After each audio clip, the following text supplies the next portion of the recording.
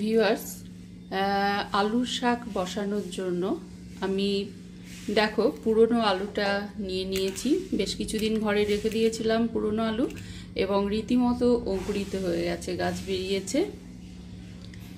এই আলুগুলোকে ঠিক আমি এই ধরনের কেটে নেব, এইভাবে টুকরো টুকরো করে কেটে নেব।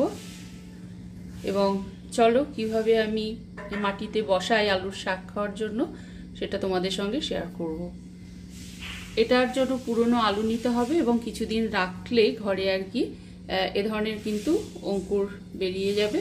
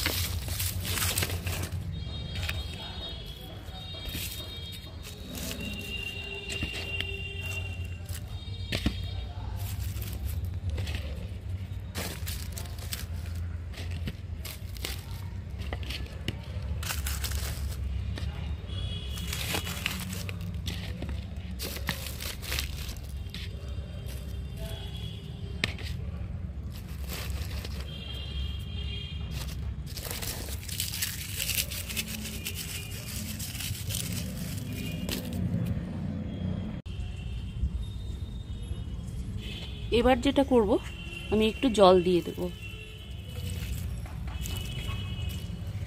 আচ্ছা, এখানে দেখুন জলটা দিয়ে দিলাম। এবার এখানে দেখুন পুরো কিন্তু গার্ডেন সয়েল আছে এবং একটু গোবর সার মেশানো আছে। আমি কিন্তু এটা দিয়ে কভার করে দেব।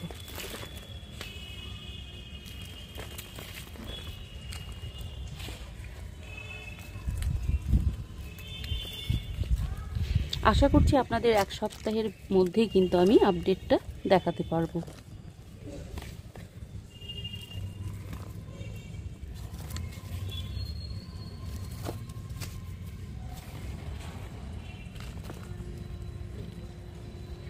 আচ্ছা, আমি দেখুন গার্ডেন সয়েল দিয়ে কিন্তু আমি এটা কভার করে দিলাম। অতএব বুঝতে পারছেন যে আপনারা যে কিচেন কম্পোস্ট যেগুলো বলতে বোঝায়, এগুলো কিন্তু ফেলার নয়, এগুলো ফেলবেন না। যারা গাছ করেন তারা কিন্তু ফেলবেন না, একদম অনেক কাজ দেয়।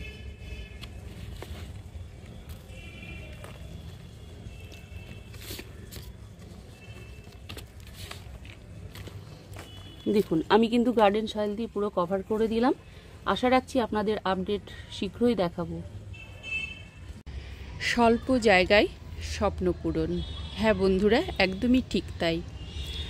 আমাদের যাদের বাড়ির সামনে প্রচুর জায়গা নেই, ফাঁকা জমি নেই, তাই বলে কি আমরা স্বপ্ন পূরণ করতে পারবো না?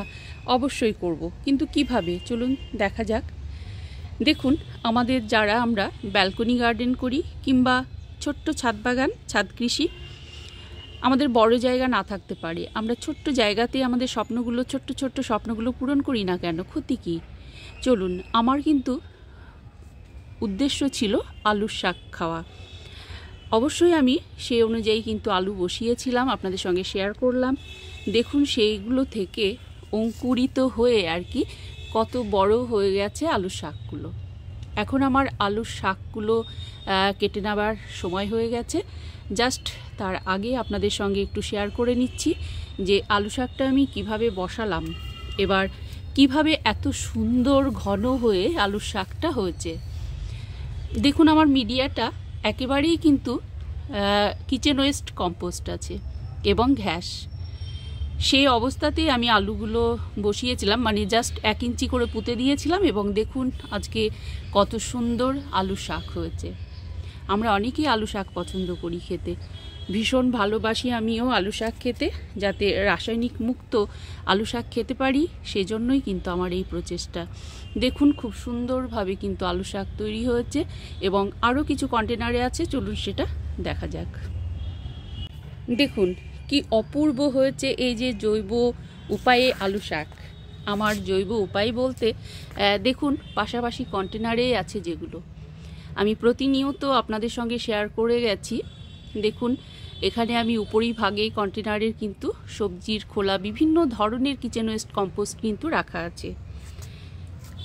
সব সময় আমার প্রতিনিয়ত আপনারা কিন্তু দেখতে পাবেন এই ধরনের সারগুলো, এবং এই ধরনের মিডিয়াতেই কিন্তু আমি কিন্তু গাছ করে থাকি জৈব উপায়ে।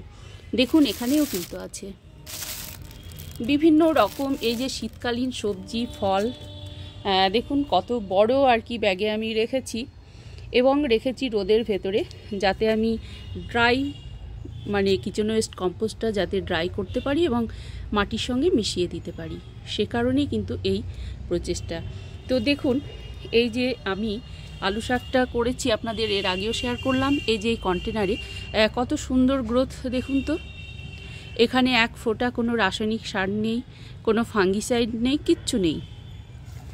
আচ্ছা, এবার আমি যেটা করব দেখুন, এই যে আলুগুলো আপনারা অলরেডি দেখতে পাবেন, যেহেতু একটু জল টল দেওয়ার পরে আর কি আলুগুলো থেকে মাটিটা সরে গেছে, যার জন্য আলুগুলো কিন্তু দেখা যাচ্ছে। এবার আমাকে যেটা করতে হবে দেখুন, এখানে আমি নিয়ে নিয়েছি পুরো গার্ডেন সয়েল। এখানে আছে দেখুন ভার্মি কম্পোস্ট এবং গোবর সার মিশ্রিত, যেহেতু এটা বস্তার ভেতরে অনেক দিন ছিল, একটু ডেলা ধরে গেছে। আমি এটা করব দুটোকে একসঙ্গে মিক্স করে আমি কিন্তু এই আলুগুলোকে ঢাকা দিয়ে দেব। দেখুন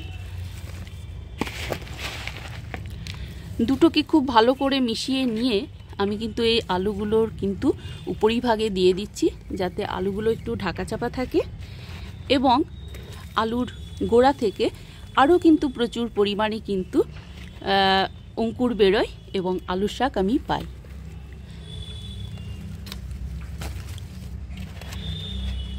দেখুন আমি কিন্তু ঠিক জাস্ট এই যে গোবর সার মিশ্রিত এবং ভার্মি কম্পোস্ট মিশ্রিত আর কি করে আমি কিন্তু ঢাকা দিয়ে দিলাম। জাস্ট পাতাগুলো একটু সরে গেল হাতের সাহায্যে, যেহেতু আমি দিলাম। দেখুন এইভাবে কিন্তু আমি কিন্তু আলুগুলো ঢেকে দিলাম। দেখুন এখন কিন্তু আর দেখা যাচ্ছে না। এটা কিন্তু পুরো গার্ডেন সয়েল এবং ভার্মি কম্পোস্ট গোবর সার মিশ্রিত যে মিডিয়াটা, সেটা দিয়েই কিন্তু ঢাকাটা দিয়ে দিলাম। আদারওয়াইজ অন্য কোনো কিছু দেবার দরকার নেই। জাস্ট আলুটা ঢেকে দিলাম এই কারণে যে গোড়া থেকে আবারও কিন্তু আলু শাক বেরোবে, এবং আলু শাকগুলো যখন আর কি শুকিয়ে যাবে গাছগুলো, তখন কিন্তু আমি মাটির তলায় বেশ কিছু আলুও কিন্তু পেতে পারি। অবশ্যই তখন আপনাদের সঙ্গে শেয়ার করব। তো ভিডিওটি আজকে এই পর্যন্তই। আশা করি আপনারা খুব খুব ভালো থাকবেন এবং সুস্থ থাকবেন। এখানেও দেখুন যেটা হয়েছে, মাটিটা সরে গিয়ে কিন্তু আলুগুলো দেখা যাচ্ছে। এখানে আমি যেটা করব দেখুন, আমি কিছুটা গার্ডেন সয়েল দিয়ে দেব। গার্ডেন সয়েলটা দিয়ে আমি আলুগুলো একটু ঢাকা দিয়ে দেব, যাতে আলুগুলো আর কি দেখা না যায়। দেখুন খুব সুন্দরভাবে কিন্তু আমি ঢাকাটা দিয়ে দিলাম মিডিয়াটা দিয়ে। আপনারা এইভাবেই কিন্তু আলু শাক আপনারা চাষ করতে পারবেন, যারা মানে আলু পেতে চান কিংবা আলু শাক দুটোই একসাথে পাবেন, অসুবিধা নেই। আপনারা একের মধ্যে দুই, আলু শাকও খেতে পারবেন, আলুও খেতে পাবেন। তো এই পর্যন্ত।